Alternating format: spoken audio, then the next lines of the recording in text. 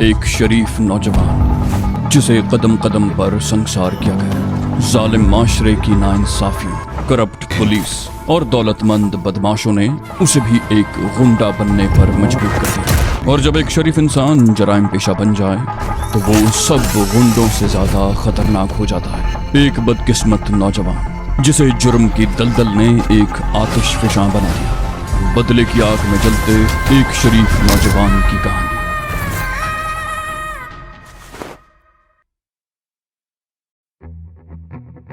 शारिक को वहां बैठे 1 घंटा हुआ था कि रजिया भी आ गई। शारिक को देखते ही उसकी बातें खिल गईं। उसके साथ पड़ोसियों की लड़की साइमा भी थी। वो दोनों सामान से लदी फंदी थी।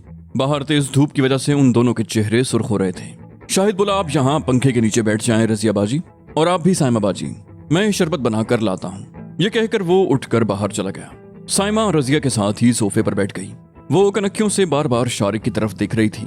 वो उम्र में रजिया से साल भर छोटी होगी, दुबली पतली और बेहद हसीन लड़की थी। शारिक ने रजिया की तरफ देखते हुए पूछा, ये क्या कुछ लेकर आई हो तुम? रजिया बोली, बहुत सी चीजों की जरूरत थी, मैंने सोचा थोड़ी बहुत तो ले ही आऊं। और फिर पैकेट खोलकर चीजें दिखाने लगी। थोड़ी देर के बाद साइमा अपने घर चली गई। 2 बजे के लगभग उन्होंने खाना खाया। खाने के बाद शारिक एक कमरे में आ गया। रजिया भी उसके साथ थी।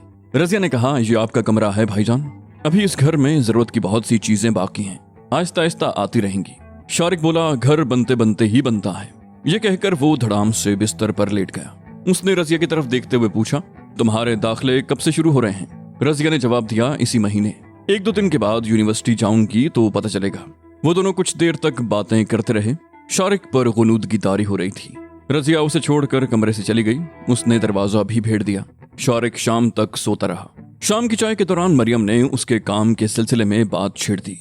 उसका ख्याल था कि शारिक भाटी चौक वाली दुकान छोड़ दे और बागबान पूरा ही में कोई दुकान लेकर काम शुरू कर दे। शारिक बोला, नहीं माँ जी, मैंने एक पुराने दोस्त के साथ मिलकर कारोबार शुरू कर दिया है। इस सिलसिले में मुझे अब अक्सर घर से बाहर रहना पड़ेगा। मरियम ने गहरा सांस लेते हुए कहा, जैसे तुम्हारी मर्जी बेटा। रात को खाने के बाद भी वो देर तक बातें करते रहे। दूसरे दिन सुबह 9 बजे के करीब शारिक नाश्ता करके घर से रुखसत हो गया। थोड़ी देर के लिए वो सुहेल के पास रुका और फिर वहां से सीधा डीआईजी पुलिस के दफ्तर पहुंच गया। डीआईजी से मुलाकात के लिए उसे सिर्फ 5 मिनट का वक्त दिया गया था, लेकिन तकरीबन 1 घंटे तक उनमें गुफ्तगू होती रही। शारिक ने कहा, जब तक कार्रवाई मुकम्मल नहीं हो जाती मैं उस वक्त तक अपने आप को पुलिस की तहवील में देने को तैयार हूँ, लेकिन मेरा मशवरा यह है कि ये कार्रवाई शाम का अंधेरा फैलने के बाद शुरू की जाए और उस वक्त तक सबको इस कार्रवाई के बारे में लाइल्म रखा जाए। ऐन मुमकिन है आपके डीएसपी को भी उसी पार्टी ने अगवा किया हो। डीआईजी ने कहा, ठीक है मिस्टर शारिक, मुझे आप पर एतमाद है। मैं आपको पुलिस की तहवील में देना जरूरी नहीं समझता। आप शाम 6 बजे यहाँ आ जाइए। आप चूंकि वो पता नहीं समझा सकते, इसलिए रहनुमाई के लिए आपको छापा मार पार्टी के साथ जाना होगा। वैसे उस वक्त तक आप एक और काम भी कर सकते हैं। शारिक ने सवालिया निगाहों से उसकी तरफ देखा। बोला, वो क्या सर? डीआईजी ने कहा, खैर ठीक है, आप जाइए और शाम को ठीक 6 बजे यहाँ पहुंच जाइएगा। शारिक ने उठकर हाथ मिलाया, बोला यस सर, और उसके दफ्तर से बाहर आ गया। डीआईजी के दफ्तर से निकलकर शारिक सीधा सुहेल के रेस्टोरेंट पहुंचा और दिन का बाकी हिस्सा उसने रेस्टोरेंट के ऊपर वाले कमरे में ही गुजारा। उसने सुहेल को भी नहीं बताया था कि वो कहाँ गया था और अब तक किस काम में मसरूफ रहा। शाम को ठीक 6 बजे वो डीआईजी के दफ्तर पहुंच गया। इस मर्तबा डीआईजी ने उसे फौरन ही बुला लिया। शारिक जब कमरे में दाखिल हुआ तो उसकी आंखों में चमक उभर आई। डीआईजी के कमरे में एक एसपी और 2 डीएसपी भी मौजूद थे। वो लोग एक बार फिर उससे तरह तरह के सवाल करते रहे। एक डीएसपी ने पूछा, तुम्हें कैसे पता चला कि वो बंगला मुनशियात फरोशी का अड्डा है? उसका ताल्लुक उसी इलाके से था जिस इलाके में वो बंगला वाक़ था। शारिक बोला, जिस तरह वहाँ कारोबार हो रहा है उस हिसाब से तो सबको मालूम होना चाहिए कि वो बंगला मुनशियात का बहुत बड़ा अड्डा है। ऐसे गैर कानूनी काम उस इलाके की पुलिस की निगाहों से छुपे नहीं रह सकते, और जब काम इतने बड़े पैमाने पर हो रहा हो तो उसके खुफिया रहने का सवाल ही पैदा नहीं होता। क्या ये हैरत की बात नहीं है कि उस इलाके का एक आम आदमी तो जानता हो कि उस जगह क्या हो रहा है, मगर पुलिस बेखबर हो? हकीकत यह है कि इतने बड़े पैमाने पर इस किस्म के गैर कानूनी काम पुलिस की सरपरस्ती के बगैर हो ही नहीं सकते। डीएसपी ने उसे घूरा, बोला, तुम पुलिस पर इल्जाम लगा रहे हो? शारिक ने ठोस लहजे में कहा, मैं इल्जाम नहीं लगा रहा, ये हकीकत है, मगर काश आप लोग इस हकीकत को समझ सकें। डीएसपी ने कहा, अगर ये गलत साबित हुआ तो इसका नतीजा जानते हो? शारिक बोला, मैं नताइज से बेनियाज होकर यहाँ आया हूँ। अगर मुझे कोई खौफ होता तो इस तरह यहाँ ना आता। डीएसपी ने जवाब दिया, ठीक है, देख लेंगे। अगर शारिक अपनी शिकायत लेकर उस डीएसपी के पास जाता तो शायद उसी को पकड़कर बंद कर दिया जाता। मगर वो उस वक्त डीआईजी के सामने बैठा था, जो पूरे जिले के अमन व अमान, लोगों की जानो माल की हिफाजत और थानों की कारकर्दगी का जिम्मेदार था। वो तमाम पुलिस ऑफिसर कुछ देर तक सलाह मशवरा करते रहे। फिर आधे घंटे के अंदर अंदर एक छापामार पुलिस पार्टी तरतीब दी गई। उस छापामार पार्टी में 30 पुलिस वाले शामिल थे और सबके सब दूसरे थानों से मंगवाए गए थे। 2 सब इंस्पेक्टर्स और 1 इंस्पेक्टर का ताल्लुक भी मुख्तलिफ इलाकों से था। इंस्पेक्टर को इस छापामार पार्टी का इंचार्ज बनाया गया था और उस डीएसपी को कार्रवाई का निगरान। शारिक भी पुलिस पार्टी की रहनुमाई के लिए डीएसपी की जीप में सवार था। ठीक 8 बजे 2 ट्रकों और एक जीप पर सवार पुलिस पार्टी ने शेरा पहलवान की कोठी को घेरे में ले लिया। शेरा पहलवान का बिजनेस उस वक्त उरूज पर था। उस छापे के बारे में अगरचे मकामी पुलिस को भी हवा नहीं लगने दी गई थी, लेकिन पुलिस जैसे ही उस इलाके में दाखिल हुई, शेरा पहलवान को उसकी इत्तला मिल गई और पुलिस के घेरा डालते ही शेरा पहलवान के आदमियों ने मज़ाहमती कार्रवाई शुरू कर दी। शारिक उस कोठी से दूर डीएसपी की जीप में बैठा रहा। तकरीबन 1 घंटे तक दोनों तरफ से जबरदस्त फायरिंग होती रही। एक कांस्टेबल जख्मी हो गया, उसके कंधे पर गोली लगी थी। बिलाखिर पुलिस उस कोठी में दाखिल होने में कामयाब हो गई। शेरा पहलवान और उसके 2 आदमी साथ वाली कोठी में कूदकर फरार हो गए, जबकि 5 आदमियों को हिरासत में ले लिया गया। इनमें 2 शेरा पहलवान के आदमी थे, जिनमें से एक जख्मी हुआ था। 2 गाहक थे और एक इलाके का सब इंस्पेक्टर जो सादा लिबास में था। शारिक ने डीएसपी की तरफ देखते हुए कहा, अब तो मेरा ख्याल है कि आपको मेरी बात पर यकीन आ गया होगा कि इस किस्म के गैर कानूनी काम पुलिस की सरपरस्ती के बगैर नहीं हो सकते। डीएसपी जवाब देने की पोजीशन में नहीं था। बंगले की तलाशी के दौरान तकरीबन 2.5 मन हेरोइन और बड़ी मिकदार में असलहा बरामद हुआ। फायरिंग की इत्तला पाकर मकामी पुलिस की एक मोबाइल उस वक्त वहां पहुंची जब ये छापामार पार्टी वहां से रुखसत होने की तैयारी कर रही थी। मोबाइल में उस थाने का इंचार्ज इंस्पेक्टर भी था। इंस्पेक्टर ने डीएसपी को सलूट करते हुए कहा, क्या हुआ सर, ये सब क्या हुआ? डीएसपी ने कहा, कुछ नहीं, तुम जाओ आराम करो। मुल्जिमान और जब्त शुदा असलहा और हेरोइन लेकर ये पुलिस पार्टी दोबारा डीआईजी ऑफिस पहुंच गई। सादा लिबास सब इंस्पेक्टर को मअतल करके गिरफ्तार कर लिया गया और थाने के इंचार्ज इंस्पेक्टर को भी फौरी तौर पर मअतल करके लाइन हाजिर कर दिया गया। शारिक जब डीआईजी ऑफिस से रुखसत हुआ तो रात के 11 बज रहे थे। वो सुहेल ही के पास आया था और फिर उस रात रेस्टोरेंट बंद करने के बाद सुहेल जब ऊपर वाले कमरे में आया तो शारिक ने बताया कि आज उसने क्या क्या किया। सुहेल ने कहा, तुम अपना रास्ता दुश्वार से दुश्वार तर कर रहे हो। क्या तुम समझते हो कि शेरा पहलवान को ये पता नहीं चलेगा कि इस कार्रवाई में किसका हाथ था? यही डीएसपी खुद उसे बताएगा कि उसके खिलाफ ये कार्रवाई किसके इशारे पर की गई। शारिक ने कहा, मैं जानता हूँ। अगर मैं ये शिकायत उस डीएसपी के पास ले जाता तो शायद वो शेरा पहलवान के खिलाफ कोई कार्रवाई करने की बजाय मुझे ही बंद कर देता। सुहेल ने कहा, शेरा पहलवान जैसे लोग इतने बेबस नहीं होते जितना तुम समझते हो।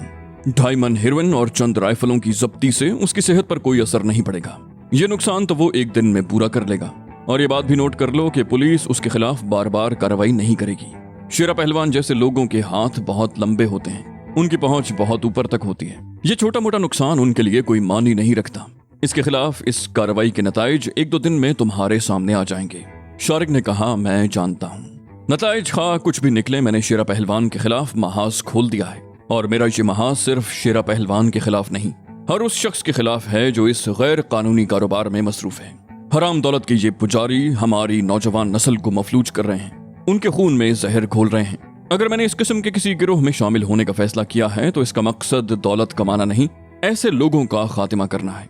अगर पुलिस उन लोगों के खिलाफ कार्रवाई नहीं करेगी तो मैं उनके खिलाफ अपनी लड़ाई जारी रखूंगा। सुहेल ने कहा, तुम अकेले क्या कर लोगे? कदम कदम पर ऐसे लोग मौजूद हैं जो... शारिक ने उसकी बात काटते हुए कहा, मैं ऐसे लोगों को जड़ से उखाड़ फेंकूंगा। मैं अकेला नहीं हूं, तुम मेरे साथ हो। तुम्हारी तरह और भी बहुत से लोग मेरा साथ देंगे। सुहेल ने गहरा सांस लिया, बोला, अगर तुम समझते हो कि इस तरह बुराई का खात्मा हो सकता है तो ठीक है। शारिक ने कहा, अगर हर शख्स यही सोचता रहे कि बुराई का खात्मा नहीं हो सकता तो बुराई का खात्मा वाकई ही नहीं हो सकेगा। बुराई का खात्मा सिर्फ सोचने से नहीं होगा, उसके लिए अमल की जरूरत है। आज मैंने अमली कदम उठाया है, कल कोई और भी आगे आएगा। ये बदमाश, गुंडे, स्मगलर और डाकू हमसे ज्यादा ताकतवर नहीं है। हमने अपने दिलों और अपने जहनों पर उनका खौफ तारी कर रखा है। हमें अपने दिलो दिमाग से ये खौफ झटक देना होगा। हमें इन इंसान नुमा दरिंदों का मुकाबला करना होगा जो हमारी बोटियां नोच रहे हैं। सुहेल ने कहा, तुम समझते हो कि लोग तुम्हारा साथ देंगे? शारिक ने पुरअज़्म लहजे में जवाब दिया, अगर कोई मेरा साथ नहीं देगा तो मैं अकेला ही ये जंग जारी रखूंगा। सुहेल बोला, ठीक है, तुम अपनी ये जंग जारी रखना, लेकिन माजी और रजिया को इस जंग से दूर ही रखना। कहीं ऐसा ना हो कि वो भी तुम्हारी इस जंग की लपेट में आ जाएं, और अगर उन्हें पता चल गया कि तुम क्या कर रहे हो तो शायद। शारिक ने उसकी बात काटते हुए कहा, उन्हें पता नहीं चलेगा। मैंने उन्हें बता दिया है कि एक दोस्त की शराकत में कारोबार शुरू कर दिया है और मुझे अक्सर शहर से बाहर रहना पड़ेगा। मैं कोशिश करूंगा कि उनके यहाँ कम से कम जाऊं ताकि मेरे जरिए कोई उन तक न पहुंच जाए। सोहेल ने कहा, यह तुमने अक्लमंदी का फैसला किया है। वो मजीद कुछ देर तक बातें करते रहे। फिर सोहेल पर गनूदगी तारी होने लगी। वो सोफे पर लेटे लेटे सो गया। शारिक भी कुर्सी से उठकर पलंग पर लेट गया। जब से शारिक यहाँ आने लगा था, सोहेल ने उसके लिए अपना पलंग खाली कर दिया था। वो खुद कभी कालीन पर सो जाता और कभी सोफे पर। शारिक कुछ देर तक सूरत हाल के बारे में सोचता रहा। सोहेल का ये ख्याल बिल्कुल दुरुस्त था कि शेरा पहलवान को ये जानने में देर नहीं लगेगी कि इस कार्रवाई के पीछे किसका हाथ था। वो शारिक की तलाश में जमीनों आसमान एक कर देगा। मगर शारिक के दिल में अब उसका कोई खौफ नहीं रहा था। छांगा उसके साथ था। छांगा उसके लिए एक आला पुलिस ऑफिसर को अगवा कर सकता है तो वो शेरा पहलवान से टकराने से भी नहीं हिचकिचाएगा। और हकीकत ये थी कि शेरा पहलवान ही से टकराने के लिए छांगा ने उसे अपने साथ मिलाया था। वो उसका कारोबारी रकीब था और वो उससे कोई हिसाब किताब बराबर करना चाहता था। सुबह का अखबार दिलचस्प खबरों से भरा हुआ था। शेरा पहलवान के मनशियात के अड्डे पर छापे की खबर 4 कॉलमी सुर्खी से छपी थी। अखबार ने इस खबर के हवाले से इदारिया भी लिखा था और इस छापे को लाहौर में किसी बड़ी मछली के खिलाफ पहली कार्रवाई करार दिया था, जबकि इससे पहले पुलिस की कार्रवाई हमेशा मनशियात इस्तेमाल करने वालों तक ही महदूद रही थी। इसी अखबार में डीएसपी के बारे में भी खबर थी, जिसे 2 दिन पहले असलहे के जोर पर अगवा किया गया था और अभी तक उसका कोई सुराग नहीं मिला था। पुलिस के जराये के मुताबिक उस डीएसपी को भी किसी ऐसे ही गिरोह ने अगवा किया था। उसकी तलाश में पुलिस जगह जगह छापे मार रही थी। गुज़श्ता रात जिन मकामात पर छापे मारे गए थे उनमें मुजंग में छांगे का अड्डा भी शामिल था, लेकिन पुलिस को वहां से कुछ न मिला और न ही डीएसपी का सुराग मिला। शारिक ने वो पूरा दिन भी होटल के कमरे में ही गुजारा था। रात 10 बजे के करीब वो रेस्टोरेंट से निकला और रिक्शे पर बैठकर सीधा छांगा के अड्डे पर पहुंच गया। छांगा उस वक्त मौजूद था और उसका बिजनेस भी जारी था। छांगे ने कहा, आओ शारिक बाऊ, कैसे हो? शारिक ने उसके करीब बैठते हुए कहा, ठीक हूँ, सुनाओ तुम्हारा क्या हाल है? सुना है कल यहाँ कुछ मेहमान आए थे। छांगा बोला, मैं तुम्हारा मतलब समझ गया शारिक बाऊ। ऐसे मेहमान तो आते ही रहते हैं और हमें उनके आने की खबर पहले से हो जाती है, इसलिए हम उनके इस्तकबाल के लिए भी तैयार रहते हैं। शारिक कुछ कहना चाहता था मगर वहां बैठे हुए आदमी की तरफ देखकर खामोश हो गया। वो छांगा का गाहक था। छांगे ने उसे जल्द ही चलता कर दिया। फिर उसने सवालिया निगाहों से शारिक की तरफ देखा। बोला, तुम कुछ कहना चाहते थे शारिक बाऊ? शारिक बोला, कल रात शेरा पहलवान के साथ कैसी रही? छांगा बोला, मजा आ गया, लेकिन हैरत है कि पुलिस ने उसके अड्डे पर छापा कैसे मार दिया। वो तो डीएसपी को 5 लाख रुपया महीना देता है। शारिक बोला, वो छापा इस इलाके की पुलिस ने नहीं मारा था। इस कार्रवाई के लिए एक खुसूसी छापामार टीम तश्कील दी गई थी और उस टीम में उस इलाके का एक भी पुलिस वाला शामिल नहीं था। और हकीकत यह है कि उस इलाके की पुलिस को तो पता ही उस वक्त चला था जब छापामार टीम वापस जा रही थी। छांगा ने उसे घूरा। बोला, तुम्हें ये सब कुछ कैसे पता शारिक बाऊ? शारिक बोला, इसलिए कि मैं उस छापामार टीम के साथ था। छांगा हैरत से उछल पड़ा। क्या तुम? यानी तुम? शारिक ने कहा, हाँ छांगे। और चंद लम्हों की खामोशी के बाद उसे तफसील से उस कार्रवाई के बारे में बताने लगा। छांगे ने उसके कंधे पर हाथ मारा, फिर कहकहा लगाते हुए कहा, खुश की ताई शारिक बाऊ, बड़ा काम कर दिखाया शारिक बाऊ। वो साला अब कहीं कोने में छुपा बैठा अपने जख्म चाट रहा होगा। उसे पता भी नहीं चला होगा कि ये सब कुछ कैसे हो गया। उस थाने की पुलिस तो उस पर हाथ नहीं डाल सकती। शारिक ने उसकी तरफ देखते हुए कहा, मेरा ख्याल है कि तुम शेरा पहलवान को मुझसे ज्यादा जानते हो। उसे ये जानने में देर नहीं लगेगी कि उसके खिलाफ इस सारी कार्रवाई में किसका हाथ था, क्योंकि जिस डीएसपी की निगरानी में छापा मारा गया था उसका ताल्लुक उसी इलाके से था। और तुम्हारे कहने के मुताबिक शेरा पहलवान हर महीने उस डीएसपी को लाखों रुपए महीना भत्ता देता है। छांगे ने कहा, ठीक कहते हो, और हो सकता है उसे पता चल भी गया हो। शारिक ने पूछा, क्या शेरा पहलवान को ये मालूम है कि मैं तुम्हारे साथ हूँ? छांगे ने कहा, हाँ शारिक बाऊ, उसे ये भी मालूम है कि तुम्हारी रिहाई से पहले मैंने जेल में तुमसे मुलाकात की थी। शारिक बोला, तो ऐसी सूरत में तुम्हें उससे होशियार रहने की जरूरत होगी। छांगे ने कहा, अरे वो मेरा कुछ नहीं बिगाड़ सकता, मैं तो चाहता हूं कि वो मेरी तरफ आए। अब तुम्हारे होते हुए उसके साथ 2-2 हाथ करने को तो और भी मजा आएगा। शारिक ने कहा, हाँ मजा तो आएगा। शारिक उस रात वहीं रह गया। वही एक कमरा उसके लिए मखसूस हो गया था जहां वो पहली रात को सोया था। रात 12 बजे जब छांगे ने अपना कारोबार बंद किया तो वो दोनों मजार वाले तहखाने में चले गए जहां वो डीएसपी बंधा हुआ था। उसे 3 दिन से खाने पीने को कुछ नहीं दिया गया था। वो बहुत ही अबतर हालत में था। उस पर नीम बेहोशी किसी कैफियत तारी थी। वो शारिक और छांगा की तरफ देखते हुए बोला, पानी, खुदा के लिए मुझे एक घूंट पानी दे दो। शारिक बोला, क्यों नहीं, तुम्हें पानी जरूर दिया जाएगा, मगर अभी नहीं, कल सुबह तुम्हें पानी भी दिया जाएगा और खाना भी। डीएसपी घिघियाया, मुझे छोड़ दो। शारिक ने कहा, हाँ, तुम्हें छोड़ भी दिया जाएगा, लेकिन क्या तुम बता सकते हो कि तुमने कितने बेगुनाहों को पकड़कर किसी जुर्म के बगैर उन्हें सलाखों के पीछे बंद किया था? कितने घर उजाड़े हैं अब तक तुमने तो कई बेगुनाहों को लंबे लंबे अरसों के लिए जेलों में भिजवाया था। तुम्हें तो अभी सिर्फ तीसरा ही दिन है, अभी से घबरा गए। डीएसपी ने कहा, अगर तुम मुझे छोड़ दो तो मैं वादा करता हूं कि तुम लोगों के खिलाफ कोई कार्रवाई नहीं की जाएगी। शारिक ने हल्का सा कहका लगाया, बोला, बहुत खूब, इस वक्त तो तुम कोई भी वादा कर सकते हो, लेकिन क्या तुम समझते हो कि हम तुम्हारी बात पर यकीन कर लेंगे? अब यहां से तुम्हारी लाश ही बाहर जाएगी।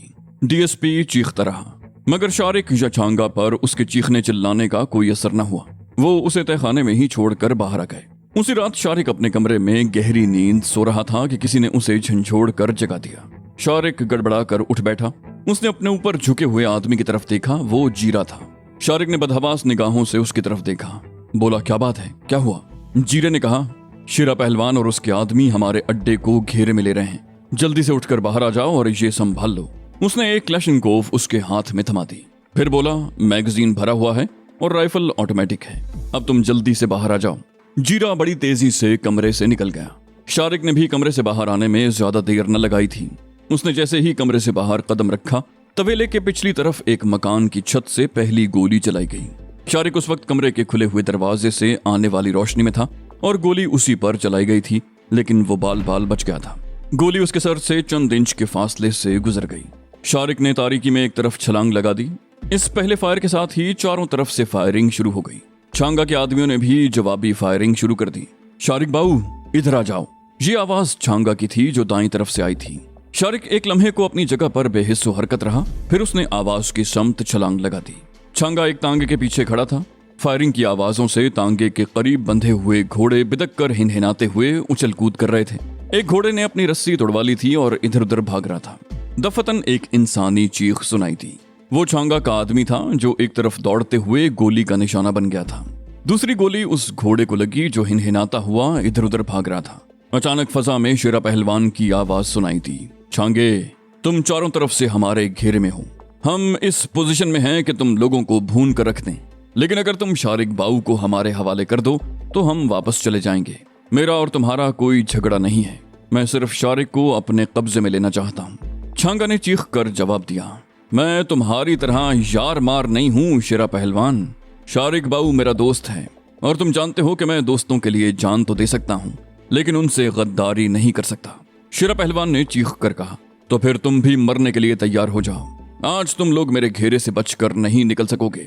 उसके साथ ही फायरिंग में तेजी आ गई। छांगे ने सरगोशी की, शारिक बाऊ, मैं बुज़दिल नहीं हूँ, हमारे पास असलहे की भी कमी नहीं है, लेकिन हम इस वक्त चारों तरफ से घेरे में हैं। मैं अपने आदमियों को मरवाना नहीं चाहता, बेहतर यही है कि हम यहाँ से निकल चलें। शारिक ने कहा, लेकिन वो चारों तरफ से फायरिंग कर रहे हैं, इस तवेले से निकलने का कोई रास्ता नहीं है। छांगा बोला, जो शख्स इस किस्म के काम करता है वो अपने बचाव के रास्ते भी रखता है। ये कहकर छांगा उसका बाजू पकड़कर तांगों की आड़ लेता हुआ एक तरफ बढ़ गया। उसने एक तांगे के पीछे खड़े हुए जीरे की तरफ झुकते हुए सरगोशी की, हम यहाँ इन लोगों को रोके हुए हैं, तुम शाकिर और फरजंद को साथ ले जाकर वो रास्ता खोलो, जल्दी करो। जीरा फायरिंग करता हुआ एक तरफ दौड़ने लगा। शारिक और छांगा बदस्तूर खड़े फायरिंग करते रहे। तकरीबन 5 मिनट के बाद फजा में सीटी की सी आवाज सुनाई दी। छांगे ने सरगोशी की, शारिक बाऊ, तुम मजार के पिछली तरफ नलके के साथ वाली दीवार के करीब चले जाओ, जीरा वहां तुम्हारा मुंतजिर होगा। शारिक फायरिंग करता हुआ आहिस्ता आहिस्ता पीछे हटने लगा। एक गोली उससे सिर्फ 2 फुट आगे जमीन पर लगी। धुआं और लिद उड़कर शारिक के मुंह पर पड़ी। शारिक ने तवेले के पिछली तरफ उस मकान की छत की तरफ देखा जहां से गोली चलाई गई थी। उसने मकान की छत की तरफ एक ब्रस्ट मार दिया और बड़ी तेजी से रेंगता हुआ सामने पड़े हुए मुर्दा घोड़े की आड़ में पहुंच गया। वो एक लम्हा वहां रुका और फिर उठकर तेजी से मजार की तरफ दौड़ने लगा। छत से चलाई जाने वाली गोलियां उसका ताक़ुब करती रहीं, लेकिन वो उन गोलियों से महफूज ही रहा। मजार के पीछे की तरफ हैंडपंप के करीब रुककर वो मुतजस्सिस निगाहों से इधर उधर देखने लगा, लेकिन उस तरफ गहरी तारीकी थी और उसे कोई भी दिखाई नहीं दे रहा था। जीरे की सरगोशी की आवाज आई, शारिक बाऊ, इस तरफ। शारिक उस तरफ मुड़ गया। पिछली तरफ तकरीबन 10 फुट के फासले पर बाउंड्री वॉल थी। पुराने जमाने की बनी हुई छोटी ईंटों की ये दीवार तकरीबन 4 फुट मोटी थी और जीरा जिस जगह दीवार के करीब खड़ा था वहां दीवार में तकरीबन 2 फुट चौड़ा खला नजर आ रहा था। शारिक दौड़ता हुआ उस दीवार के करीब पहुंच गया। जीरे ने सरगोशी में कहा, अंदर चलो शारिक बाबू, जल्दी करो। शारिक उस खला में दाखिल हो गया। जीरा वहीं खड़ा रहा। तकरीबन 2 मिनट के बाद छांगा भी उस खला में पहुंच गया। अंदर दाखिल होते ही जीरा और उसके साथ 2 आदमी अंदर की तरफ दीवार के एक हिस्से को धकेलने लगे। दीवार का वो हिस्सा स्लाइडिंग डोर की तरह उस खला में फिट हो गया। बाहर से वो दीवार उसी तरह थी, छोटी ईंटों की, और कई ईंटें जगह जगह से भुरभुरी होकर टूट गई थीं। बाहर से ये अंदाजा लगाना मुश्किल था कि इस जगह से दीवार का कोई हिस्सा अलग भी हो सकता है, लेकिन अंदर से 4 फुट मोटी ये दीवार खोखली थी और दीवार के अंदर की तरफ नीचे से ऊपर तक तकरीबन 1 इंच मोटी आहनी चादरें लगी हुई थी। खला बंद होते ही जीरे ने टॉर्च रोशन कर ली और दूसरों को रास्ता दिखाता हुआ तेजी से आगे बढ़ने लगा। शारिक ये सब कुछ देखकर हैरान हो रहा था। छांगा ने कहा, यह सब कुछ मैंने बड़ी मेहनत से बनवाया है शारिक बाबू। शारिक ने पूछा, वो तहखाना तो उनकी नजरों में नहीं आ जाएगा ना? छांगे ने कहा, सवाल ही पैदा नहीं होता। वो कब्र है और कोई कब्र पर किसी किस्म का शक नहीं कर सकता। तकरीबन 12 फुट आगे रास्ता बंद हो गया। उसी जगह मुखालिफ समत में दीवार पर बहुत बड़ा आहनी हैंडल लगा हुआ था। जीरा और उसका साथी हैंडल को पूरी कुव्वत से नीचे की तरफ दबाने लगे। क्लिक की आवाज सुनकर वो आहनी प्लेट को एक तरफ धकेलने लगे। कुछ ही देर के बाद यहाँ भी दीवार में एक खला सा पैदा हो गया।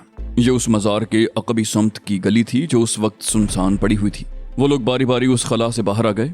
बाहर से दीवार को धकेल कर खला को बराबर कर दिया गया और वो लोग तेजी से चलते हुए सामने वाली गली में दाखिल हो गए। तवेली की तरफ से अब भी फायरिंग की आवाजें सुनाई दे रही थीं। वो तादाद में 5 थे जो तंग और सुनसान गलियों में घूमते हुए एक मकान के सामने रुक गए। जीरे ने आगे बढ़कर दरवाजे की घंटी बजा दी। दूसरी मर्तबा घंटी बजाने के कुछ देर के बाद दरवाजा खुल गया और वो सब लोग अंदर दाखिल हो गए। दरवाजा खोलने वाला एक बूढ़ा आदमी था। उनके दाखिल होते ही उसने दरवाजा बंद कर दिया। वो लोग एक कमरे में आ गए। छांगा के तवेले की तरफ से अभी तक फायरिंग की आवाजें सुनाई दे रही थी।